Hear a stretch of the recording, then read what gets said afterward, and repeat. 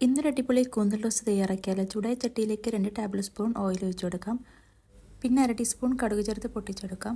കടുക് ഒന്ന് പൊട്ടി വന്നതിന് ശേഷം നമുക്കിതിലേക്ക് 1/2 ടീസ്പൂൺ ഇഞ്ചി വെളുത്തുള്ളി പേസ്റ്റ് ചേർക്കാം. പിന്നെ ഒരു പച്ചമുളക് ചേർത്ത് കൊടുക്കാം. പിന്നെ ഒരു 10 ചെറിയ ഉള്ളി ചെറുതായി ചോപ്പ് ചെയ്ത് ചേർത്ത് കൊടുക്കാം. പിന്നെ ഒരു സവാള ചെറുതായി കട്ട് ചെയ്ത് ചേർത്ത് കൊടുക്കാം. ഇതെല്ലാം ഈ എണ്ണയിലിട്ട് നന്നായി ഒന്ന് വഴറ്റിയെടുക്കാം. ഉള്ളിലേക്ക് ഒന്ന് സോഫ്റ്റായി വരുന്നത് വരെ വഴറ്റിയെടുക്കാം. ഉള്ളിലേക്ക് ഒന്ന് സോഫ്റ്റായി വന്നതിന് ശേഷം പൊടികൾ ചേർക്കാം. 1/4 ടീസ്പൂൺ മഞ്ഞൾപ്പൊടി, 1/2 ടീസ്പൂൺ മല്ലിപ്പൊടി, 2 ടേബിൾ സ്പൂൺ മുളക് പൊടി, ആവശ്യത്തിന് ഉപ്പ്, ഇതെല്ലാം കൂടി ചേർത്ത് ഈ മസാലയിലേക്ക് നന്നായി ഒന്ന് യോജിപ്പിച്ചെടുക്കുക. ഈ പൊടികളൊക്കെ മസാലയിലേക്ക് നന്നായി വഴന്നു വന്നതിന് ശേഷം നമുക്കിതിലേക്ക് ക്ലീൻ ചെയ്ത് കഴുകിയെടുത്ത് വെച്ച് കൂന്തൽ ചേർത്ത് കൊടുക്കാം.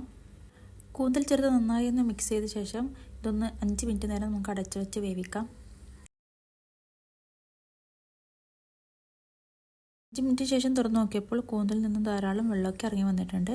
ഇനി നമുക്കിതിലേക്ക് 1 ടീസ്പൂൺ ചെറുനാരങ്ങയുടെ നീര് ചേർത്ത് കൊടുക്കാം. ഇതും ഈ കൂന്തലിലേക്ക് നന്നായി യോജിപ്പിച്ച ശേഷം ഒരു 10 മിനിറ്റ് നമുക്കൊന്ന് അടച്ചു വെച്ച് വേവിക്കാം.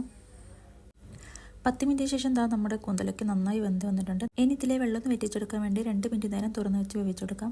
നമ്മുടെ കൂന്തൽ ഇവിടെ റെഡി ആയിട്ടുണ്ട്. അപ്പോൾ എല്ലാവരും ട്രൈ ചെയ്ത്